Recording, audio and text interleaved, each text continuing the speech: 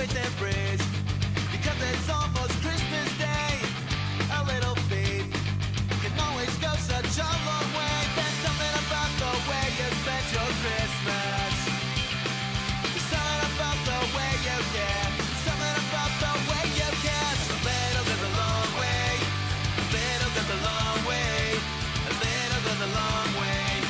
A little goes a long way. Christmas Day. A little goes a long way. A little goes a long way. A little goes a long way. A little goes a long way. Christmas Day. Hello, welcome to the Comic Bros Authority podcast. My name is Andre, and with me is CEO assassination suspect Miles. Hello. I just dated us. Yeah, you did. No, I seriously would like to thank our producer here. He's our guest producer, but he's been doing such a wonderful job. It's Luigi. He's been here since December 5th at 6:45 a.m. Amazing work here in California. Yeah, amazing job you've done. Thank you so much. Oh, God. Oh, my God. Are we getting in trouble for this? I hope not. Yeah. Anyways, Merry Christmas, Andre. Merry Christmas, Miles. Heyo. So today on our show, it's going to be a little bit sacrilegious, if you will. Yeah. We decided we couldn't find a real good Christmas book to do. So I said, why don't we just do a book that has to do with our Lord and Savior Jesus Christ. So I chose Punk Rock Jesus. Yeah. By Sean Murphy. This is from Vertigo. It's a DC imprint where they do, non-related DC books, independents, if you will. It was shuttered back in 2019. They just brought it back this year. I'm so happy. You sound happy. I am very happy. But yeah, so let's do it. All right, Punk Rock Jesus. I remember when this first came out, I remember seeing the ads for it and I was like, hell yeah, Punk Rock Jesus. Let's go. Yeah. I think it was back in 2011. Yeah. Sometime around there. Yeah. And I collected the first issue, but then I stopped collecting it and then I just waited for the trade. Yeah. I never got the trade. I always wanted it. Let me put my phone on silent. Jesus Christ. I wish I had that sound effect on here. Oh, well, too bad. Yeah. So this is a 2011 book by Sean Murphy. Everything is done by him. He writes, he draws, he inks, he does all the fantastic stuff. It wasn't lettered by anyone, just him? On my digital copy, I don't have credits. credits. It's Todd Klein who's the letterer. Oh, okay. All right, Todd. Way to go, Todd. So generally, what this book is about is that this corporation decides to, what shroud do they use? The one that covered Jesus's face? The Shroud of Turin. The Shroud of Turin. They used a DNA sample from there to clone Jesus and base a reality show around his life day in and day out, like the Truman Show. Yeah, that's what I was getting from it. Yeah, so it has Truman Show and I think the satire of RoboCop of capitalism unchecked. Yes, it does. And that's really what he was going for with one of the characters in here, Slate, the CEO guy. Yeah, he seems like a sleazy 1980s villain. Douchebag villain. Yeah, the one that you'd see in every 80s film. Yeah. It's a pretty wild book. There's a lot of different commentary in this one. A lot. And you know what? We'll get to that later. Oh, okay. But it is a really enjoyable read because it has highs and lows. Yeah. And a lot of it works for me. Yes, there are some parts that don't. Yeah, exactly. But for the most part, it's an enjoyable read, and you get to see just how fucked up, like this would actually happen. Yeah. So around the time that this was being made, let me give you some history. So, okay, so 2007, Is it 2008? We had we had the financial crisis, Yeah. but in television we had the writer's strike. Mm-hmm. So when that happened, you remember all of our shows just went fucking dead. And there was just they cobbled whatever they could together just to keep them running. Oh, Heroes. Oh, Heroes was the biggest casualty of them all. Yeah, it was. Oh, God. So during that time, while scripted television was kind of like being screwed over, a lot of networks shifted over into doing reality TV. So that's when we got a huge boom in reality TV. That's out of there came the Kardashians and Jersey Shore. Mhm. And those were the big shows at the time. Remember when those were like all over? Like, Everyone was watching them. yeah, exactly. Everyone was watching that. So I believe out of that came this, because it becomes a commentary on reality television and kind of as a society, as a culture, our kind of addiction to watch this, what we know is not good for us. Because I think reality TV is trash. No, I agree. I'm not a big fan of reality TV. The only reality TV I do watch is when it's like competition reality. Okay. RuPaul's Drag Race, Great British Bake Off, Okay. House of Villains? I don't know what that is. Oh, it's a new one. So basically they grab all the quote unquote villains of reality TV and they put them all in a house together. And it's hosted by Joel McHale. Joel McHale, what are you doing? He needs a paycheck. I understand, but Jesus, you're saying yes to everything. Yeah, but you have New York from Flavor of Love. Yeah. Oh my God. Yeah, she's been on the past 2 seasons. Oh shit. Oh, and she's great. Oh, I bet. Yeah, season 1 also had Omarosa from The I was about to Apprentice. say, like, Omarosa, like, doesn't she hate Trump now? I think so, yeah. Yeah, she wrote a like tell all or whatever. I'm sure she still voted for him though. Oh yeah, I'm sure. But yeah, so this book I think really shows that, and I wouldn't say in a way that it's like dated, because this book is going on like 13 years old now. Yeah. So it's still, I think it's still prevalent, because there's still a lot of like, trash television out there that like takes the world by storm. If anything has become more popular, it is reality television over the years, because you have shows that show every aspect of life. Just look at the TLC. TLC, yeah. Yeah, I mean, they're just it's honestly 90 Day Fiance crazy. Oh my God, yeah. Yeah, like I was watching 90 Day Fiance before the 90 days. Yep. Because it's ridiculous that I'm addicted to see, like, it gets you. Yeah, it really traps you in. And then there's so many spinoffs, and then you have people that are featured in it. Like this one woman, she was in about like 2 or 3 seasons of it. Yeah. And then she gets a spinoff with her sister. Yeah, it's crazy. It just keeps growing and multiplying. It's like a virus. Yeah, and you look at the Kardashians, and how many of them need their own spinoff shows? Yeah, exactly. I mean, you have them under one roof, and you're just filming them. Just do that. So before we really get started, I just want to preface all this with a spoiler warning.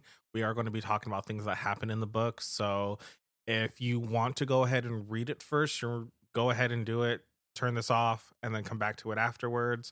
But if not, then, stick around with us and we'll just talk about the book. Yeah. Well, welcome to the ride.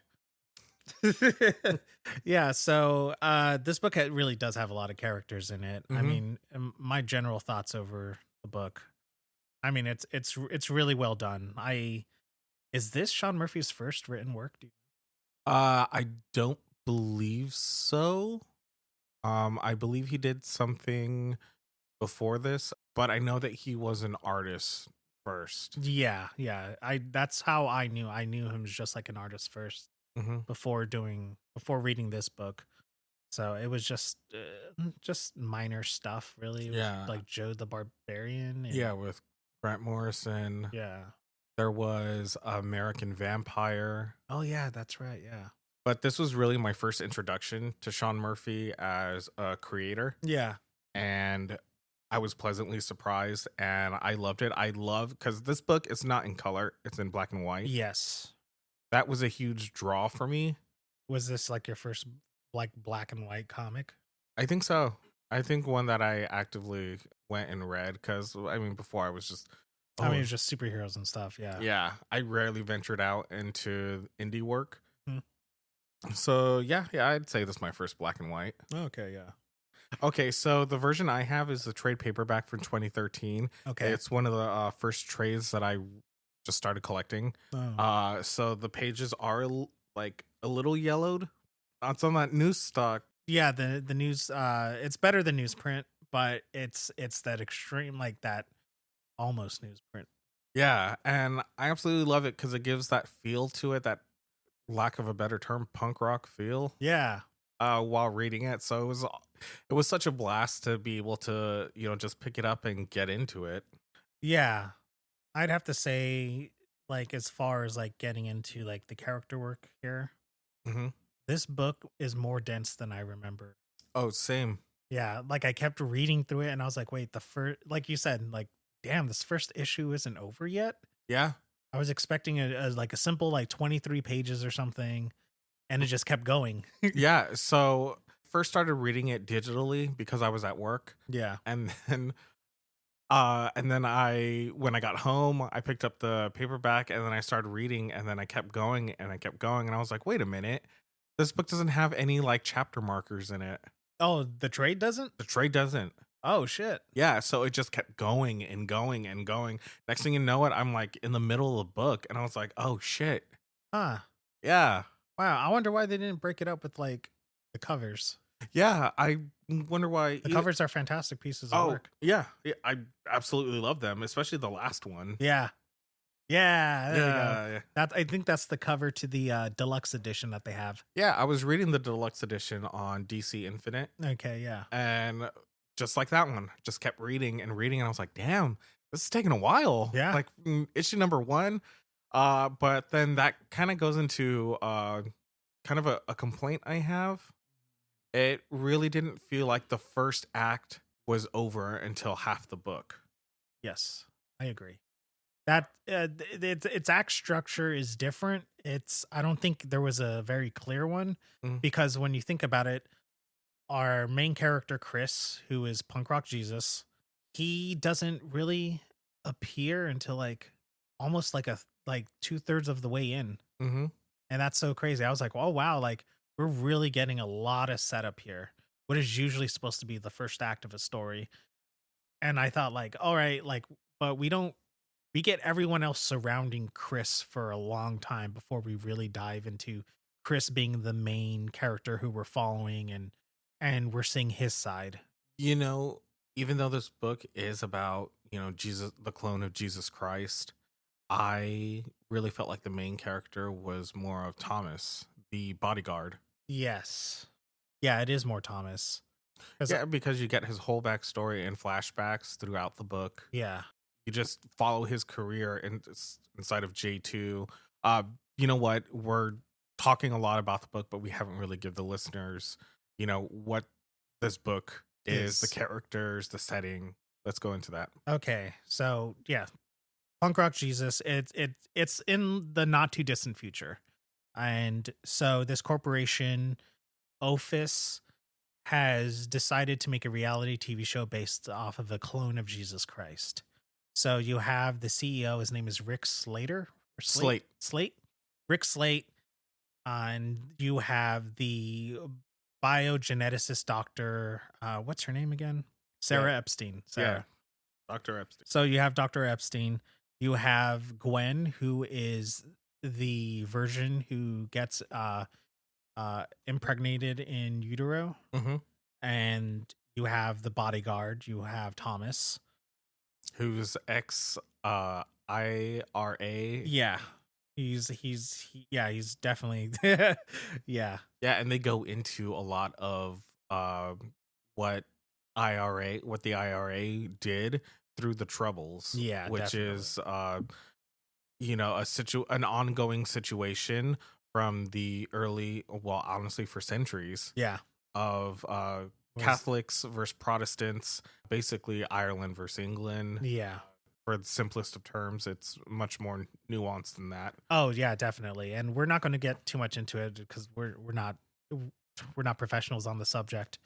I actually went into kind of a deep dive on the Troubles when I was watching Dairy Girls on Netflix.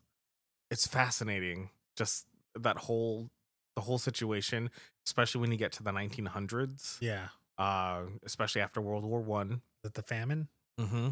And just how, people are like how far they're willing to go to reclaim their land. Yeah. And while I do agree that, Ireland should be its own thing without any other government controlling it. Yeah. What they've done is, oof, God. Yeah. It's yeah. horrendous. Oh yeah. Yeah. I know that much as they've done some pretty wild fucked up shit in the name of freedom. Yeah. But it's like, it's crazy because it's at like the cost of their own people. Yeah. So you have Thomas, he's ex-IRA, he's the bodyguard. And then you have Sarah's daughter is Gwen. Or no, Rebecca. Rebecca. Gwen's the mom, sorry. There's a lot of blonde women in this. Yeah, there is. And then especially with no color. Yeah. It gets a little confusing. Yeah. Sean Murphy kind of draws faces a little too similar that I was getting a little confused. Like, there was a part later on in the book where Thomas is driving away and Sarah is looking for Rebecca. And Rebecca, at this point, she's 15 years old. Mm-hmm. And I was like, who the fuck is Rebecca?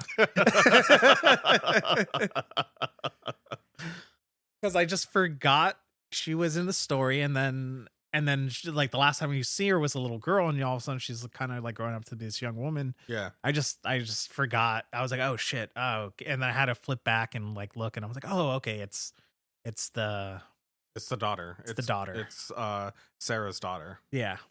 So basically what the corporate Office, they have a project J2 taking DNA from the Shroud of Turin. That it's a shroud that was placed over Jesus Christ after he was crucified, and they take DNA samples on it and try to revive it so they can go ahead and clone Jesus Christ. Yeah. And they do so successfully. They hold a competition to see, to find virgins. Yeah. Just to impregnate her. Yeah. And then so they have this whole habitat.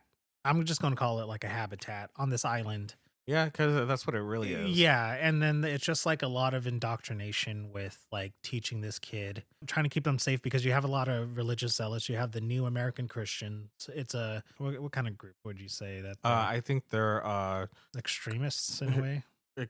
Extremists, zealots. Yeah. A Christian group. Yeah.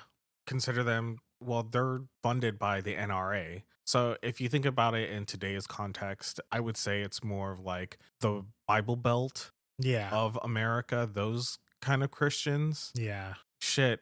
Westboro Baptist Church. Yeah, something along the lines of that. Yeah.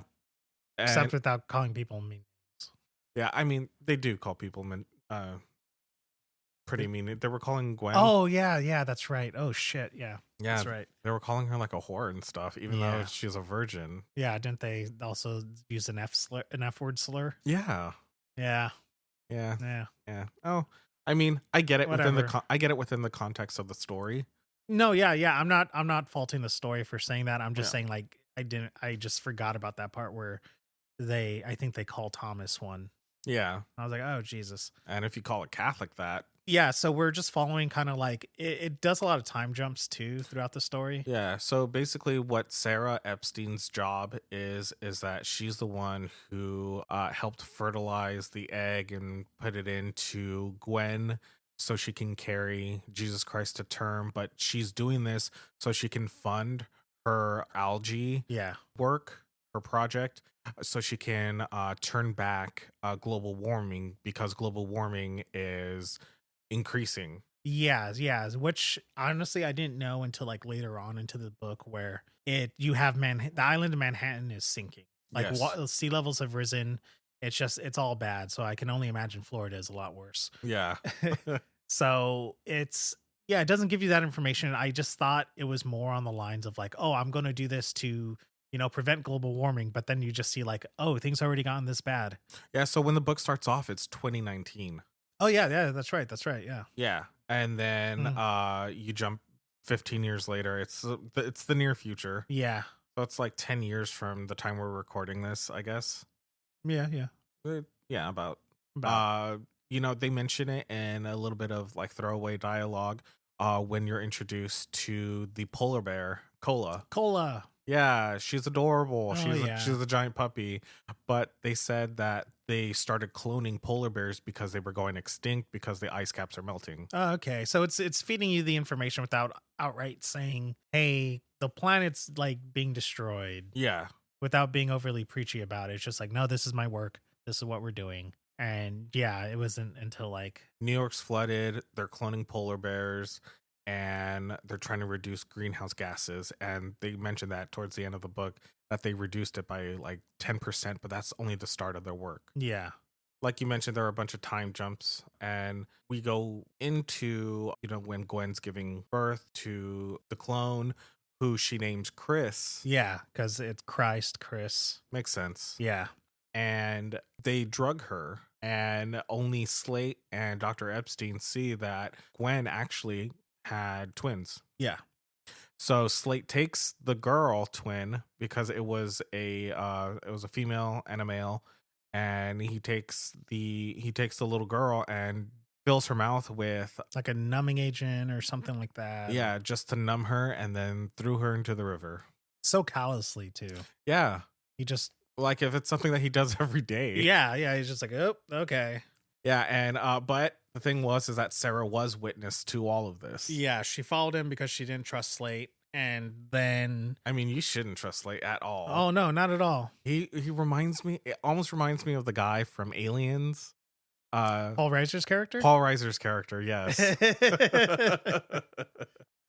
I was getting fucking that one guy from RoboCop. Yeah, him too. Yeah. Yeah, just 1980s villain right here. Always in a suit, in a trench coat, in the nicest car. Yeah.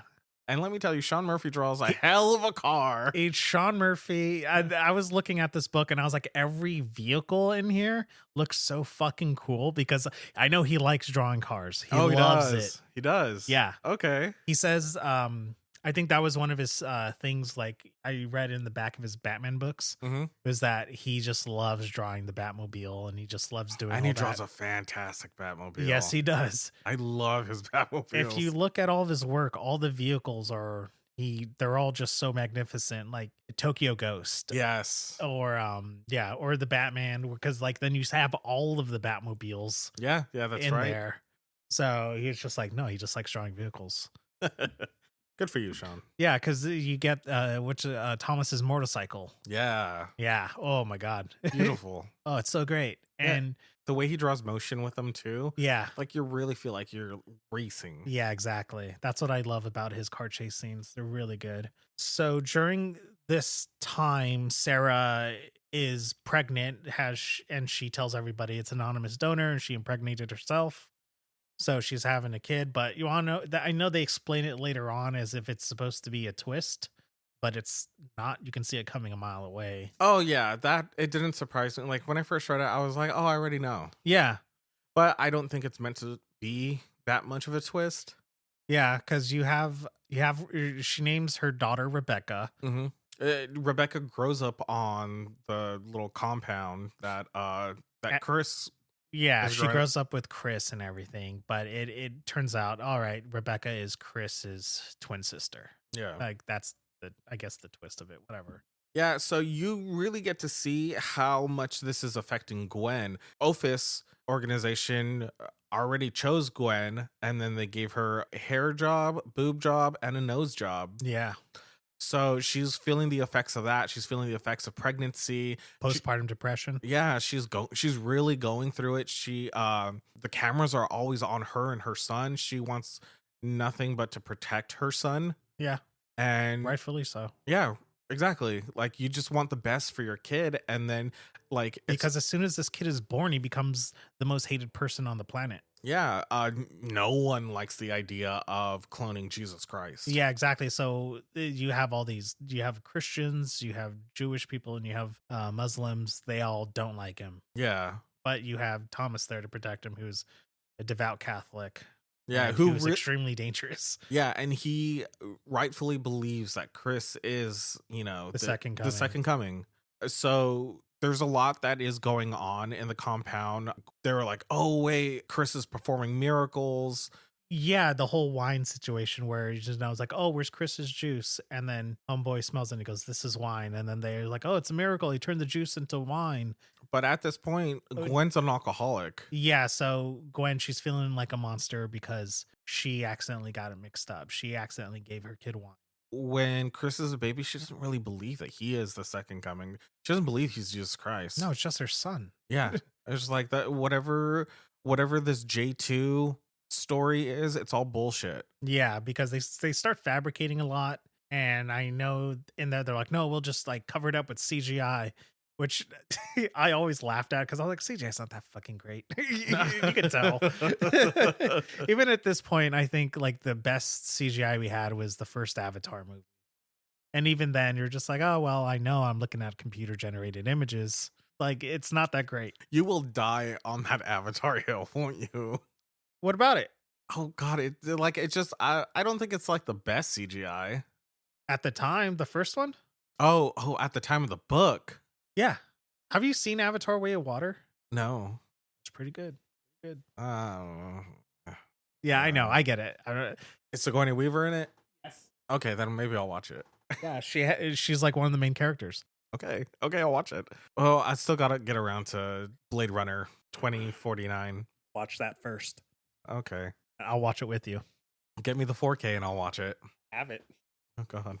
I have it. Let's watch it. You're just gonna have to come over and pop it in and say we're watching The Wizard of Oz, and then I'll be like, all right, cool, and then boom, it's Blade Runner 2049. Oh my God, it's so me. Anyway, back to the book. Back to the book. Yeah, so Gwen's dealing with a lot. She starts regretting this decision. She needs to escape, so she escapes with Thomas as they go to her family home. And they see that her family is basically abandoned her and abandoned where they lived and everything.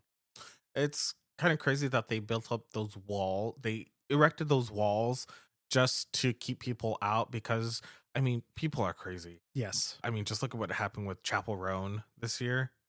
Oh, yeah. Fans going to her parents' house. Yeah, what the fuck? Yeah, exactly. So, people, especially when it comes to an important symbol like Jesus Christ. Yeah. It's just, people are crazy.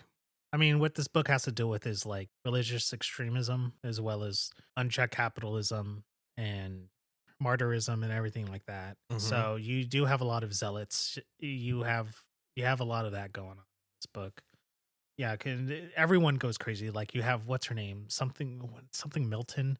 She's the leader of the NAC. Oh, Daisy Milton? Yeah, Daisy Milton. And she's just always just loudmouth. Gun-toting. Yeah, literally gun-toting. He shoots at Chris how many times? Yeah, so much.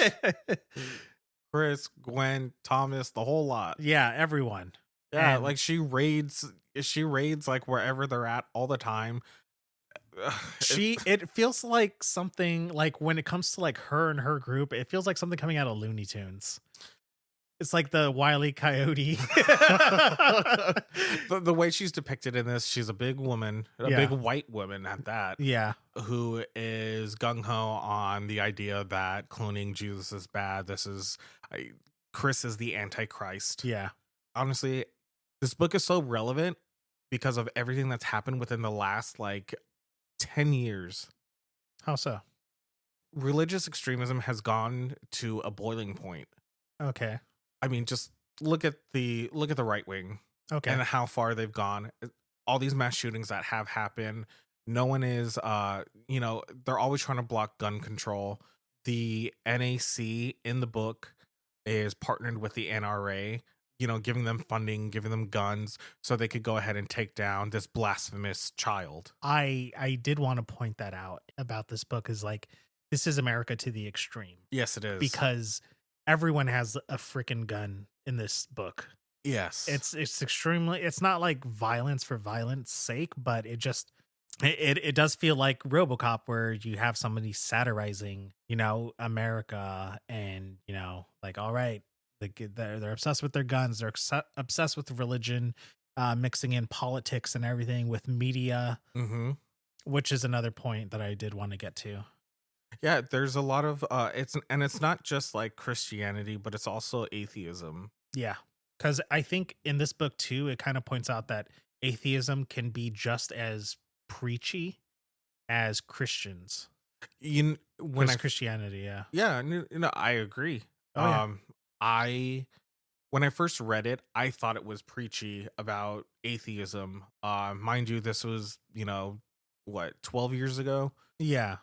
I thought it was really preachy about, the system and, how we mix in religion with policies, and, just how religion has created so many wars, and Right, yeah. and it pushes a lot of people, yes, to the extreme on their policies. I think that I read it now and I see also like Sean Murphy, the writer, is an atheist himself. Okay.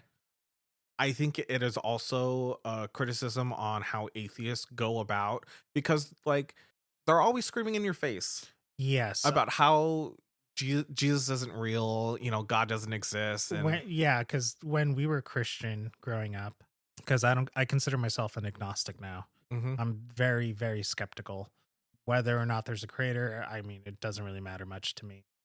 But yeah, when I remember just telling friends at school, I go to church on Sundays and Wednesdays.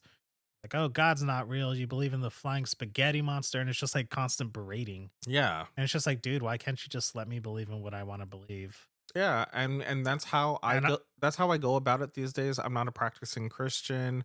I don't really I don't have a religion. Right, yeah. I don't believe in any of that. Blasphemous. Oh, crucify me. Yeah, but I know, like, even myself, when I was falling out of religion and everything in high school, I kind of fell into that too, where I was just like, yeah, like I was just as loud as like Bible thumpers with my anti-Bible thumping. Yeah, I was the same way. Now it's like Now like live and let live. yeah, when people talk to me, like I have a friend, he likes to conversate with me about, about going to church and God's love and everything, God opening up windows. And I talk to her about it. Like, Mhm. I don't counterpoint and be like, well, it's not God in the sky, it's you. Like, I don't do that shit. No, I just, you engage. yeah, I engage. She starts telling me stuff, and then I'll just quote some Bible verses to her because I know a few, and I'm just like, yeah, like, dude, like, God loves you. Like, yeah, let him love you. Like, he's always holding the door open, like doing shit like that, because it's not, I don't think it's bad. Yeah, like when you I don't believe it's bad believing in a higher power. No, I don't believe so either. As long as you're Not hurting anybody. Shit. exactly. I do the same thing. One of my friends, he's queer, but he also believes in Jesus. Oh, He okay. believes in, he believes in God. And so, sometimes he talks to me about that, and it just like I'm more curious about how the two intertwine. Right. Yeah. Because growing up, I was always told, you either love God or you're a sinner, and Right. Yeah. you're going to hell because you're gay. Yeah. I was that's what I was taught growing up. Like, God loves the sinner and hates the sin, but sometimes I just like to hear those words of Jesus Christ coming out of queer people's mouths, and I find it comforting Yeah. that not everyone has that same mindset. Yeah. And it's not pushed to the extreme where it's you're like, people kill themselves over this. Yeah, they do. People go to the extreme of disowning their children. Yes. Sorry, not that it happened to me. I was lucky enough to have parents that understood for the most part and tolerated it. Yeah. Yeah. But I do have friends that have been put in that situation and then have came up from nothing Yeah. after that, and it's just not like you could go ahead and change. Anyways, Yeah. this book doesn't necessarily preach at you. It goes to show, like, if you have an aggressive message, it will ruffle feathers. And it will, it will cause so much chaos, and you can have like a better understanding and also be more tolerant of people. Yeah, because I believe towards the end of the book, you have Rebecca talking about her faith. Chris has just totally rejected it. Mm-hmm. And this is where he becomes a punk rock already. But when they're talking and then they ask her, what are your beliefs? And she just says, like, I actually find it comforting to believe in a higher power, Mm-hmm. like but it doesn't matter, we should just be peaceful about it. Yeah. And Chris is just sitting there just like, oh, no, you're wrong. Yeah, it's just like, you're wrong. Like, if only everybody had that same train of thought. Like, it's just so much cynicism. Yeah. And it kind of really goes to show you, just when you're exposed to all of this and you just kind of create that mindset of, fuck what you think. Yeah. And that's where Chris got to at this point. He honestly, I believe he was pushed to that point. Yeah. Oh, definitely. Especially by Slate, because Slate treated his mother so terribly. He was drugging her. He was just... I believe he was the one sneaking in the alcohol. He said it. Yeah, because he was like, oh, there's no alcohol allowed here. Yeah, he said it, but he was just like, oh yeah, I've been boozing her up. And which ultimately leads to her getting fired from the show and leaving Chris on the island. I mean, a little backtracking, though, is that she sort of falls in love with Thomas. Yeah. And Thomas makes a promise to always watch him because he's in love with her. So this is what I thought was kind of weird, is that when she leaves the island, she tries to kill herself. Mm-hmm. And she gets saved by an angel. Yeah. From that point on, she becomes super religious. I got a different reading from that. Yeah. So she tried to kill herself and she was saved by an angel. I believe that she used the NAC as a means to get an army to get Chris back. Okay. That's what I got from the story. Okay. Because I was thinking that, but when she was like on TV, like she wrote a book, they were funding the book and everything, and she was just talking very, very Christian-y and everything. So I was like, okay, is she like, did she like in this, like her moment of weakness, did she, feel like she was both metaphorically as well as physically saved? I think it was just metaphorically. Okay. And you know what? Sometimes when you have those divine interventions, right? It switches something inside of you. Okay. You know what? I do believe that, like, in the end, she did end up, becoming religious, but she's not as extreme as the NAC, but she just wanted her kid back. Yeah.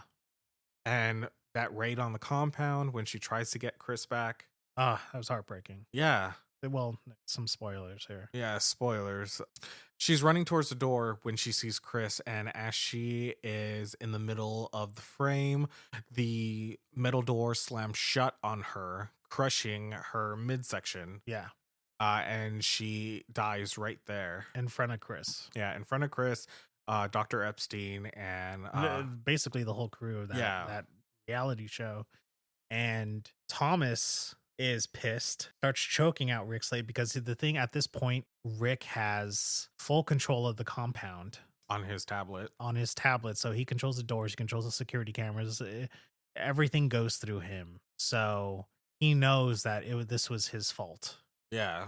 I mean, Slade is just the biggest piece of shit. He is. You just love to hate him. Yeah, and I had fun hating him. Yeah, me too. Yeah, so this is the turning point for Chris, where he decides, and this is issue 4. I couldn't tell from. Okay, yeah, the one where I was reading digitally, I was reading it issue by issue. Issue 4 is where this happens. Okay, this is towards the middle or the end of that issue. All right. Yeah, we really don't get Chris having too much dialogue at this point. He's just kind of in the background while we deal with the drama of like the ethics of what the fuck is going on and how this is all playing out with everyone around Chris. but not really seeing it as how much it affects him. And that's something I think I would take as a negative on the book, Mm-hmm. because you just kind of see it through everyone else's lens for Chris, but not through Chris's eyes up until this point. Yeah, Chris doesn't really become like the center until This point. until like halfway, more than halfway through. Yeah, it's 6 issues long, and we're almost done with issue 4, because at this point, that's where he gets pissed off. Thomas gets fired. Then we have him saying like he just stops. He just kind of has a tantrum as he starts breaking stuff, and then he like digs through Thomas's things and sees that he has a bunch of punk records, and then Dr. Susan Epstein, she ends up giving him like, this like background on like, on history, things that don't have to do with the Bible, because she's not a Bible. She doesn't believe in God. She's an atheist. And then it changes his worldview. He starts seeing like other scientists like Carl Sagan and Albert Einstein and whatnot, just seeing like basically kind of getting more of a sense of punk rock, sense of like anti-establishment, anarchy, anti-conservatism. So yeah, then he gets like full on like anti-Reagan too. Oh yeah. So I thought that was pretty funny. It's a nice touch. You can obviously tell which side Sean Murphy leans on with this book. Yeah, and obviously he's a big fan of punk. If you see earlier in the book, Susan Epstein, like when Chris was a kid, she's wearing a Dead Kennedys t-shirt. Oh, I didn't notice that. Yeah. So Chris becomes, he wants to get into music. He performs live, but before he does, he shaves his head. He gets Liberty spikes. Yeah, which fucking rad. Fuck yeah. he's doing the whole thing. He runs away and he just keeps going, and he joins a punk band called the Flak Jackets. The Flak Jackets. Yeah, and they go on tour. Thomas gets hired as his bodyguard because he's fulfilling that promise to Gwen to protect him. Yeah, and then so like intercut between all this, you do have like scenes of where the reason why he's really doing this is to atone for his sins of what he did as an IRA member. And Thomas. Yeah, Thomas. And so you get that interspice between what's going on with this new punk rock Jesus, as everyone is just like kind of thrown up in arms. And every time Chris gets in front of a camera or in front of an interview, he starts talking about like, like Christianity is wrong and everything, and just going on about the evils of mixing religion and politics together. And capitalism. When he starts going in front of the cameras, that's when he starts to get preachy. Yes, he starts preaching. Yeah, but it's very aggressive because he is talking shit. Well, punk rock is aggressive. Hell yeah. It is. Have you ever met a crust punk? Yeah. Yeah. I've been to punk shows. Oh, yeah. Over here in Southern California, we have a very large punk scene. Oh, especially the Latino punk scene. Yeah. We're in, we weren't Latino punks, but I had a lot of friends who were. Mm-hmm. I even, I went to a queer punk show in LA years ago. Yeah, it was called Scum, but the S was lowercase and cum was capital. And I was like, hell yeah, this is great. Now, first up on the bill is the cum dumpsters.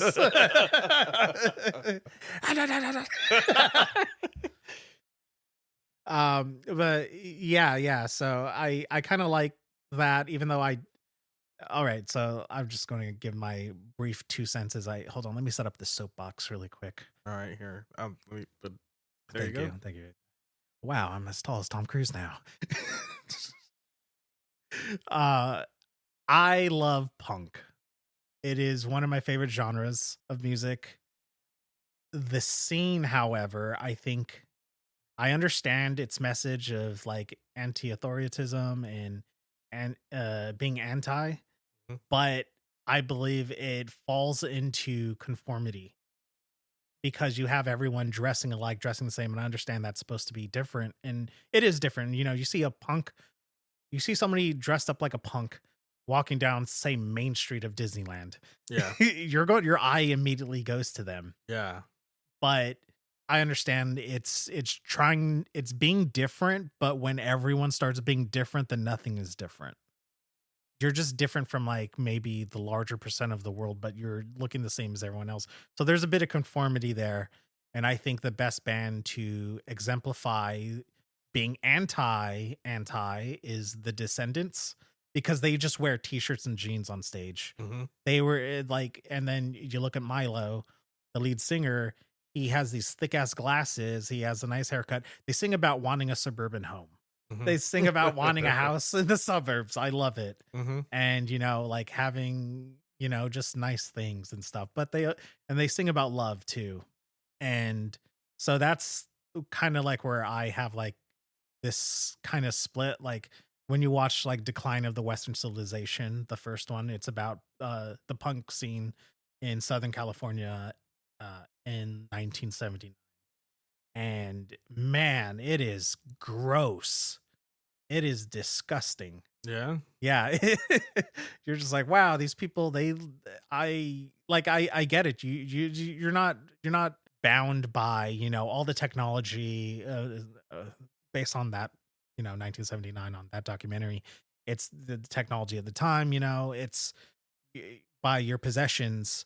But is like to live like that in squalor. Like I believe it showed like Black Flag, and they were all like sleeping in like closets and shit, like in what looked like an abandoned apartment. Yeah, I can.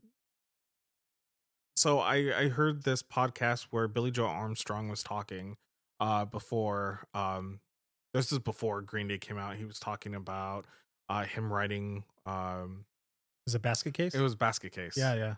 And he goes on to say how he was living in the Bay Area. You know, he was a punk rocker. Bay Area had a good punk rock scene. Yeah, he was living in a basement with like 5 other dudes. And at times they would just be like hanging out, smoking meth together, writing songs. And he was like, when I was tripping out, I would just start writing, and I thought I made the greatest song ever. Yeah, and this was Yeah, drug use is very heavy. Yeah. So when he was describing living in that basement, I was repulsed Yeah. because it's disgusting. Yeah. I'm used to a sense of living how I like to live. Yeah, Things yeah. can be a little dirty and I'll be fine with it. Just look at my room right now. I can't even walk anywhere. Exactly. Filled with shit bottles, paper clippings, and that a used condom. Oh my God. That pizza box has been here for 2 months. Stay out of my fridge. I'm kidding. But yeah, I'm just used to a sense of like just cleanliness, and just hearing that, I was like, ooh, I can't imagine, because you know, like I know people who use I don't like to associate with them because you know, I draw the line at where I like to hang out with my friends, and if I know they're using, then you know, I ask them if they need help, if they need resources. I know a ton of resources. Yeah. But I know that like their cleanliness is not the same from, you know, before they started using. Yeah. Sometimes they can go days without taking a shower. That is, Yes. Yeah. So when you were standing on your soapbox just a moment ago, when you were talking about looking like everyone else, are you talking about the way Chris has adapted the punk rock lifestyle with the Liberty Spikes and how he started dressing like everyone else? yes. Cause cause punk is cool. I think it's cool. Yeah. But same. yeah, but to a certain degree, it does become like, what are you doing? And then Chris kind of adapts it in an anti way, but that's where his message, like, he becomes just as preachy as the NAC. Mm-hmm. So, and I like how you see that, and one of the characters brings it up to him, and at this point he's using the media, which was his enemy. Now he's using it to his advantage to get his message out. Yeah. So as the story goes on, like, it really kind of it's set at a more brisk pace when you get to the actual punk rock Jesus. Yes. And it moves along so much faster. It does. It moves quick. Yeah. Probably because we're off the island a lot. Yeah, I mean, you just had the one setting of the island, but you get to you get to flooded Manhattan, and Yeah.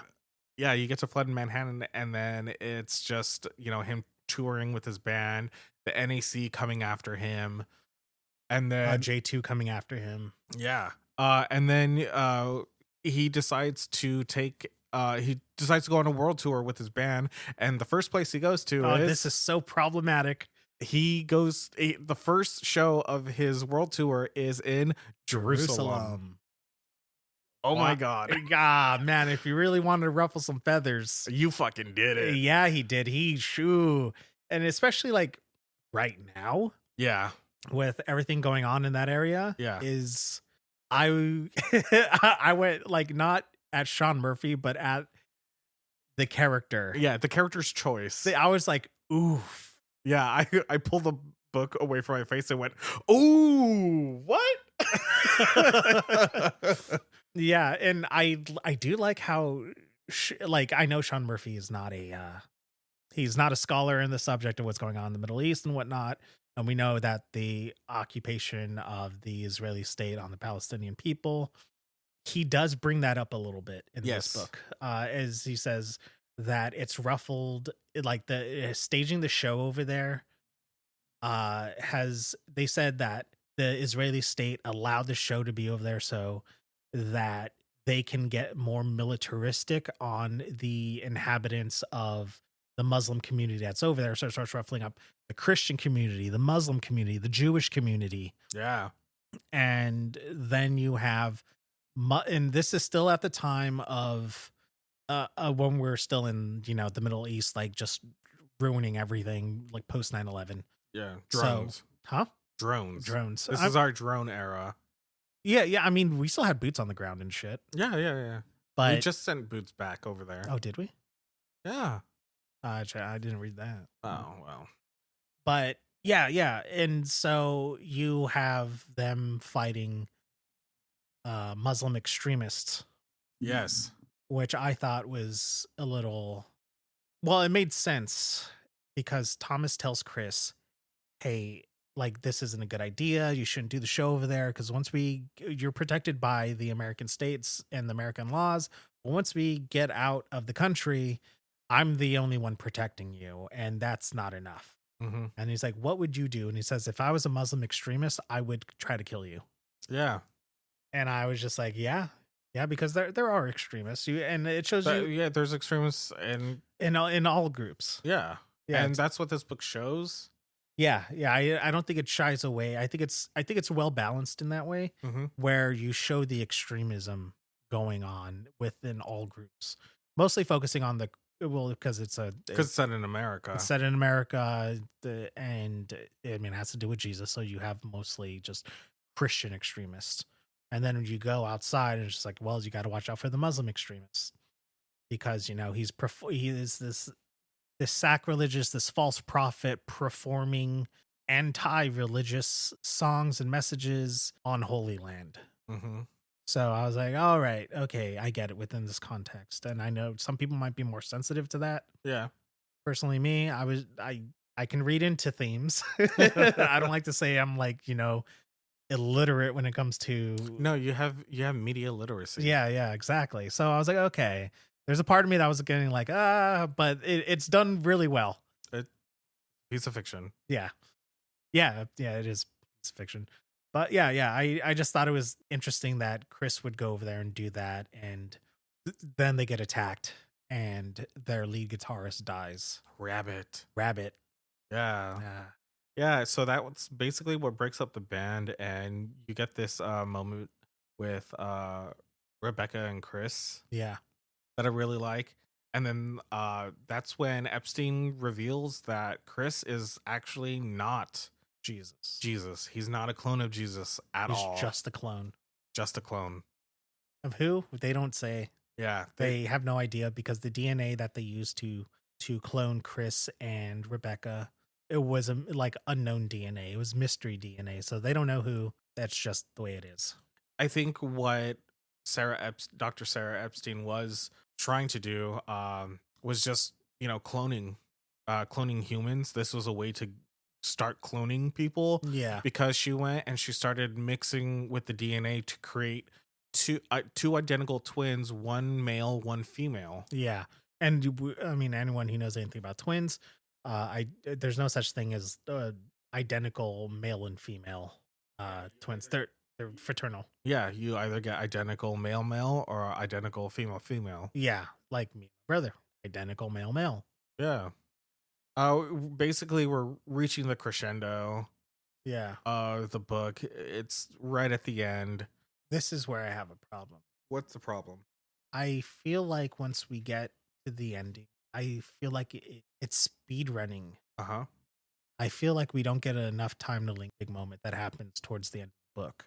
Oh, we don't. Okay. Yeah. So again, spoilers. This is going to be a big spoiler. So the NAC raids the news network that Chris, Tom, and the whole cast is at, and they go and they shoot down the helicopter that Chris and cast are escaping in. Yeah. Thomas is trying to hold them back as much as he could. The helicopter crashes, killing Chris. Yes. And you just see Chris's body in the debris of the helicopter. And then you don't really hold on to that moment. You just go to what happens next. Yeah, because you're just kind of see the splash page as you see Chris's body and the rebel. And then, yeah, we go to automatically a hearing that Rick Slade is having with the government, this congressional hearing saying, you know, what you did was terrible and stuff. We can't really prosecute you because we don't have any evidence because you destroyed all the evidence. And Rick is just sort of nonchalant about it. He's like, oh, well, like, I didn't do anything wrong and you have no proof I didn't do anything wrong. And he's just like, why would I burn all the stuff that exonerates me? Yeah. Like, you know, playing that game. You find out he gets off really easy. And then he mentions like, it's sad what happened. They killed Chris. And then that's where you get that defining moment where it's like, oh, he is dead. Yeah. And again, we don't linger on that too much because then it just, again, cuts to a statue of Chris as they put a little like studded bracelet over it. He looks normal. Cute. Yeah, I know. I really like that. I was like now it looks like him. Yeah. I was like, oh, yeah, that was cute. sweet. You get to Sarah having a confession with Tom about the whole J2 project, about Rebecca, where she came from. And how she ended up saving Rebecca. She actually recorded Slate dropping Rebecca into the river when she was just a baby. Yeah. But she held on to that for 15 years. And Thomas is really mad because, well, the thing is that back when Thomas was an IRA agent, you get his whole backstory. That's how the book actually opens up, with his parents dying from an attack And how he gets into the IRA. He gets recruited by his uncle. Yeah. And his uncle blames Thomas for killing his dad and shoots his dad as a mercy killing. He gets brought up in the IRA. At some point, he's committing terrorist crimes, blowing school buses up, shooting people. but Thomas has a soft spot for children. Yeah. So that is something that's prevalent throughout the whole book, and one of the main reasons why. And he has tattooed crosses on his back for each one of the victims he's killed, and he has a lot of them. They call him the Graveyard.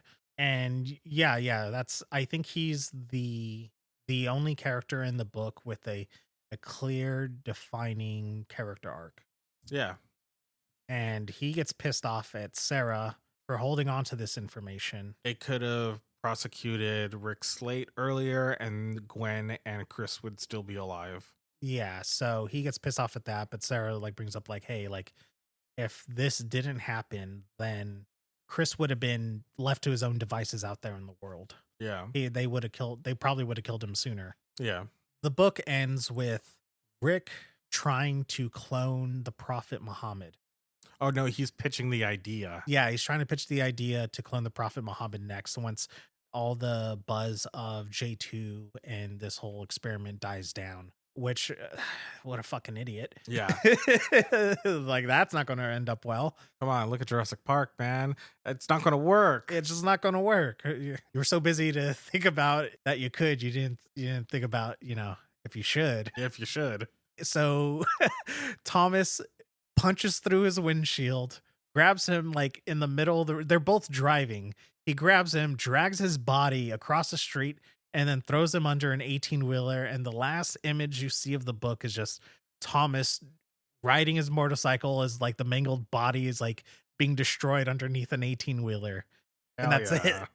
Punk rock. That's all right. So that's what has me like a little like conflicted on this ending, because it's just like it's fast. We don't linger on these emotional moments as long as I would like to linger with these emotional moments. Yeah. And then we get to that, and then that's it. Yeah. I'm trying to think of like what this reminds me of. Like all of a sudden it just ends. Yeah, where it just ends after like the bad guy blows up. I think it reminds me of this. What is it? There's this movie. It's a terrible movie, but this guy gets revenge on this like drug dealer or whatever. And he goes to the compound where this drug dealer is at. Mm-hmm. He gets shot after killing all the henchmen, and the other guy, he pulls out his gun and he's like getting ready to kill our hero. But he pulls out this like little gun out of his wrist, like with the little contraption like in Taxi Driver. Yeah. And he shoots that, and you see it's a tiny fucking gun, but when it cuts to the wide shot, it's this giant like rocket launcher. And then the guy blows up, and it does a freeze frame on the exploded body, and then it just gives you like, our hero was sent to jail for 5 years, but doing the like, Oh God. and then like credits start rolling. Like we didn't have time to process. Like it just ends. Yeah. I'll send you the video. It's so funny. Okay. But yeah, it reminds me of that. We're just kind of like, oh, that's it. Okay. I think it just goes more into Thomas as a character throughout the whole book. He doesn't like, you see him kill, but he's only killing in the flashbacks. Yes. He made a vow after leaving the IRA to not kill again because he was visited by a saint. Yeah. I believe it was no, he was actually visited by Mary, the Virgin Mary, right? Yeah, I believe it was the Virgin But Mary. the Virgin Mary looks Looks a like, lot like Gwen. Yeah. So that's why he was in love. He sees Gwen. It's immediately like love at first sight when he sees Gwen. Yeah. He mentions that later because he's a very stoic man. Mm-hmm. And then you have the two of them there as he's like conflicted after he kills a bunch of people for Chris. That is he going to hell? Like by breaking his promise, is he going to hell? Like, please tell me you're the real Jesus. Yeah. Which I really liked in that moment. But yeah, like I said, I think it has to deal with a lot of Thomas as a character because he broke his vow for Chris, but he's going to keep on doing it because I think he breaks away from his religion. Yeah. That's my interpretation. Okay. He breaks away from his religion because of the talk he had with Sarah about whether crime is going to happen to him, going to happen to Rick Slate or not. Yeah. She mentions that she doesn't believe in an afterlife. So if Rick Slate doesn't get justice in this life, it's never going to happen. Yeah. So you have to take matters into your own hands. Right. And I believe, like, breaking away from the story just a little bit, in the back of the trade paperback, you have this little column from Sean Murphy, and he talks about how he lived in Colorado and he went on a trip to California because his friend really likes surfing. He doesn't really like it, and he found himself under a wave. Just before he went on this trip, he told himself that he is not going to be he's going to be atheist just to try it out because he was feeling really disconnected from his religion. So he goes to California, he gets on the surfboard and he goes under the water, and he doesn't really know how to swim. He tells himself, I'm going to pray, but then he has another thought saying, why am I going to break what I just told myself of not practicing this religion? And then he said he had a moment where he realized that the surfboard was still connected to him. So he followed the rope and he went to the surfboard on top of the water, and he came up for air. Okay. And that's the moment where he realized that he can take matters into his own hand. If he just waited there and prayed that God would save him, would he have ever been saved? And I think that is basically a mirror of what Sarah Epstein was saying when she was like, if justice doesn't happen to Rick Slate in this life, it will never happen. And then Thomas takes it into his own hands, where he goes and he kills Rick Slate. Yeah, I can see that. Yeah, I didn't have any of that back matter in my copy, but that makes a lot of sense. Yeah, so it's basically pushing away aside your religious beliefs and then taking matters into your own hands. Yes, it's not always going to be, fucking daisies and everything. It's not all, but at least you're doing something instead of hoping that something else will save you, that will, wreak vengeance or, give you justice or anything. You're the one who is the judge. You're the one who is seeking vengeance. Yeah. So it's basically breaking away from destiny and putting fate into your own hands. Yes. Yeah. Oh, wow. Okay. I like that. Yeah. That's so, like, it in my trade paperback, it was just that little column right there where he's just talking about that. And that's how he got into writing Punk Rock Jesus. Oh, okay. Because he had the idea, he put it aside, went to California, had that near-death experience, came out of it, and was like, okay, let me write Punk Rock Jesus. Right, yeah. Yeah. Oh, okay. That makes a lot of sense for that ending. Yeah. Yeah. As I mentioned before, I think the ending, it was a little too neat. Yeah. I didn't think it stuck the landing so well. But that's not to say that the overall story was great and enjoyable. I had a really, really entertaining, fun time with this book. Yeah, like the characters are believable characters that they could really exist. And they're all flawed. Yes. They all have their faults. They all go through this extremely stressful life. I wouldn't even say situation. It's like their whole lives. Yeah, they're living on that compound. They're working for an ass hat. Working for a horrible company. Yeah, and it's all in the name of entertainment and media. Yeah, and just fucking making money. Yeah. So I mean, yeah, it works in that bit too, where like I said earlier, it's very on the line of like Truman Show. Mm-hmm. And yeah, and even in that one where he decides to leave the dome. Yeah, he's taking life into his own hands. He's done. Yeah. He's not going to let anyone else dictate his actions. Yeah. Well, yeah, that was Punk Rock Jesus by Sean Murphy. Yeah. Holy crap. And I have to say, like we talked about the story, but I just want to say, like, the artwork is gorgeous. I love Sean Murphy's art. I've been a fan of his since Joe the Barbarian. Yeah. I liked his artwork in The Wake with Scott Snyder. Oh, yeah, that's right. Yeah. And then he went off to do this great line of Batman books. Yeah, he has his own Elseworlds Batman books going on. Well, it's Black Label. Yeah. But, I mean, it is an Elseworlds. Yeah, it is Elseworlds. Yeah. And that stuff is really good, too. It's the White Knight series. Yes, Batman the White Knight. It's a great love letter to Batman. And just Batman in all forms, too, because you have things that are like from the animated series, and it looks a lot like the animated series. Yeah. At times. You have things from like Batman 89. Yeah. You also you even get like the Tumblr in it. From the Nolan's Dark Knight series. Yeah. And you get a lot of things from like the Timverse. Yeah. Yeah. I thought that was, I love his work, and just now revisiting this book, I'm like, oh yeah, I forgot. This is some of his early work. It's really great. I love its punk aesthetic. I love it's not colorized. It's all black and white. So you get a lot of his lines. You get a lot of like, see the shading and everything. I wouldn't call it cross hatching, but there's a lot of lines. It's like a lot of sketching. Yeah. It's a lot of sketching in it. And it's just a beautiful, beautiful looking book. No, yeah. So yeah, that was our review of Punk Rock Jesus by Sean Murphy.